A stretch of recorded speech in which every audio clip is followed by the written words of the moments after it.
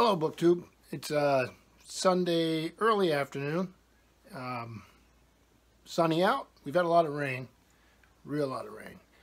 And yesterday, we decided to drive over to Manchester, New Hampshire to go to a baseball game. Bring the kids, go to a baseball game. I'm a huge baseball fan, Red Sox fan.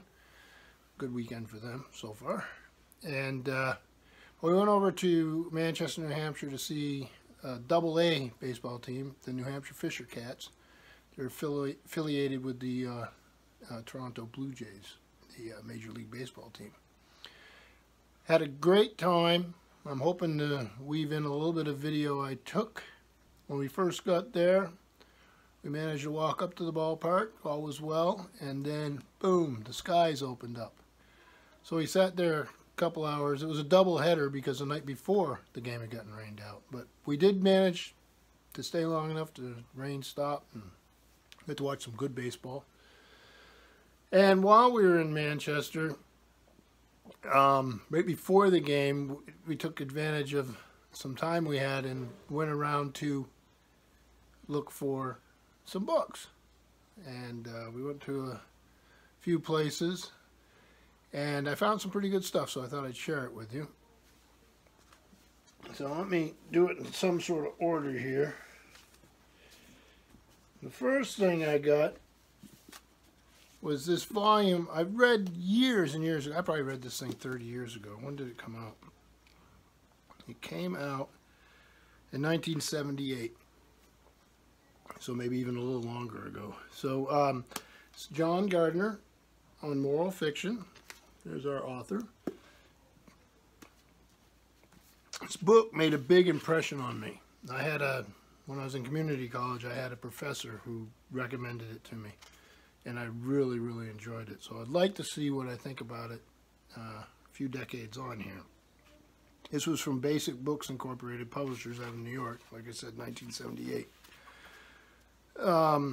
Here's a little blurb from Robert Kirsch of the LA Times. John Gardner's on moral fiction is criticism with both eyes open. Fearless, illuminating, proving that the concern of the critic is with art. That true art is moral and not trivial. That it and the discussion of it can give pleasure of a sort that lasts and re-echoes. So, something I'm really excited to find. I think it cost me about $1. And it's nice hardback. I think it's like the second or third printing. But so, John Gardner. And the next thing I found is Alcuin, Friend of Charlemagne, His World and His Work by Eleanor Shipley Duckett. Excuse me. Tripping over my tongue here. There's a little bit of a story. You can see some damage here on this old dust jacket. It's very papery dust jacket. It doesn't have any smooth finish or whatever you want to call it on it. But it didn't have a price on it when I was in the shop. Then I asked my wife to go up and get the price for me while I was looking at something else, and she said, sure. They put a sticker on it, which of course I'm just going to have to remove, and did some damage. So I'll probably end up taking the dust jacket off, and it'll look something like this.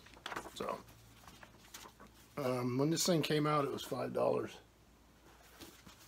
It's New York, the Macmillan Company, 1951, and this is the first edition, first printing. I don't know if it ever went through anymore. It has been said from 1782 till Alcuin's death in 804, there was hardly a diplomatic act of the great king, Charlemagne, hardly a controversy in the church, hardly a project of social reorganization, and no plan of educational reform in what was to become the Holy Roman Empire, on which the English scholar Alcuin did not leave the impress of his personality. So this is a full-length biography with Alcuin. This author also did a study called Anglo-Saxon Saints and Scholars, which I would actually like to find. I have a little write-up on that in the back. So another find. Then I went to another place, and the rest of this is sci-fi. I read this book years and years ago, And this is, and I wanted a replacement copy, and I may even reread it soon. I will reread it, but I'm thinking pretty soon. This is Arthur C. Clarke, The Songs of Distant Earth. And this was a Del Rey book, Ballantine Books, New York. And this is the first printing of the first edition, 1986. And let's see, this is just a few islands nestled on a warm planet-wide ocean. Thalassa was a veritable paradise, home to one of the small colonies founded centuries before by robot motherships. Mankind had barely managed to flee before the sun went nova and destroyed the solar system. The people of Thalassa were happy, devoted to living well on their beautiful world. Mesmerized by the beauty of Thalassa and overwhelmed by its vast resources, the colonists were unaware of a monumental evolutionary event slowly taking place beneath their seas. So, actually a pretty cover. And I think everything that I got was about $1. Then I got this anthology. This one's edited by David G. Hartwell and Catherine Kramer. This is Year's Best SF, number 13.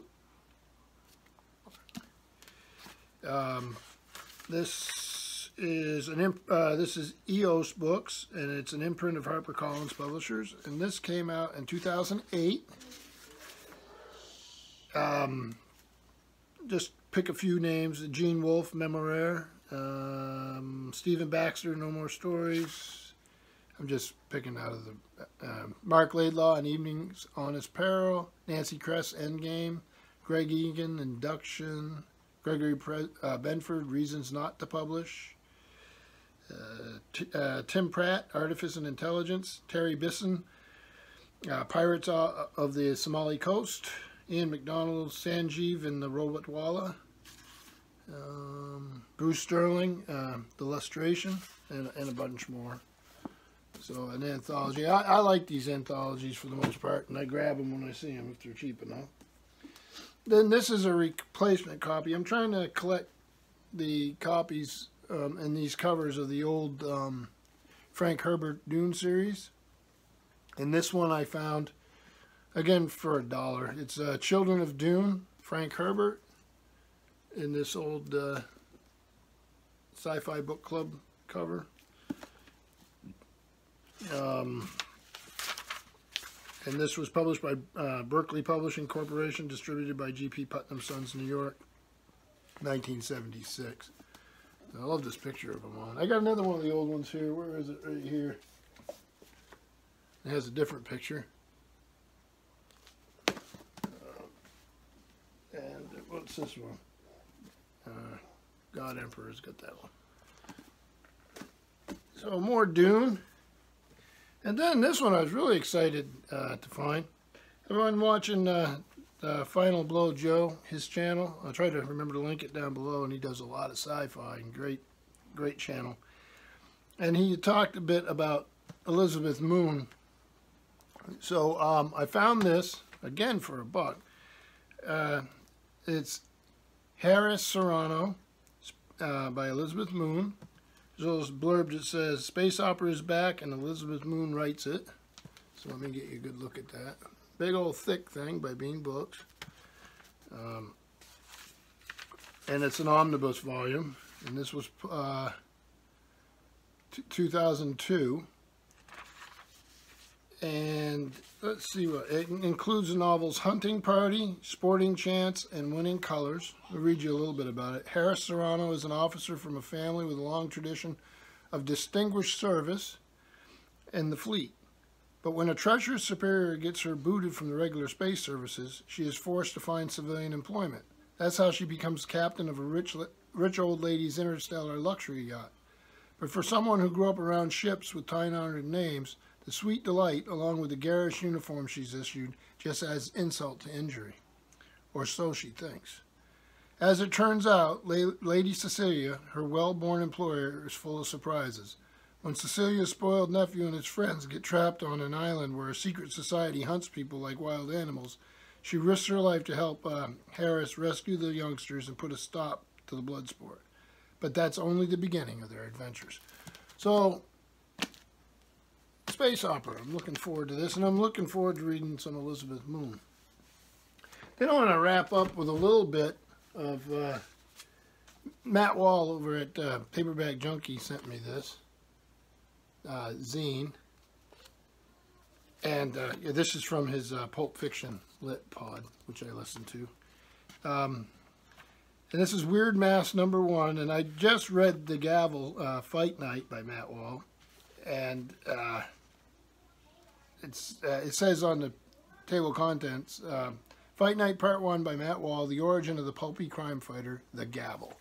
And I enjoyed it. Really enjoyed it. So I'm looking forward to seeing what else is there. So, a bunch of science fiction, a zine, a little bit of baseball, and a little bit of weather, and pretty good.